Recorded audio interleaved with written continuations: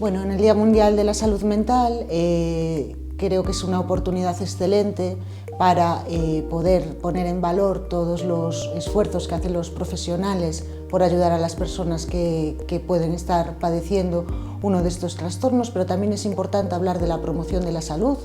de evitar patologizar aspectos de la vida cotidiana, de fomentar la resiliencia, de fomentar nuestras habilidades como personas para afrontar los retos, sobre todo retos como los que la pandemia nos ha puesto delante, pero también para quitar el estigma que muchas veces los trastornos mentales tienen asociado y que ante una situación que genere incertidumbre, ante una situación de ansiedad, ante una situación de malestar, ante una situación de tristeza, un familiar cuyo comportamiento puede estar cambiando, no sabemos muy bien qué le pasa, no dudar en ir a pedir ayuda. Pensar que la enfermedad mental es una enfermedad que no distingue de rasgos económicos, de condición, que puede afectarnos a cualquiera en cualquier momento de nuestra vida y que hay canales útiles para buscar ayuda médica, psicológica y también apoyo de índole social. Por lo tanto, pues que entre todos juntos podamos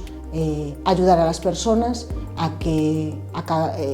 lleven a cabo su proyecto de vida y que la enfermedad les impacte lo menos posible.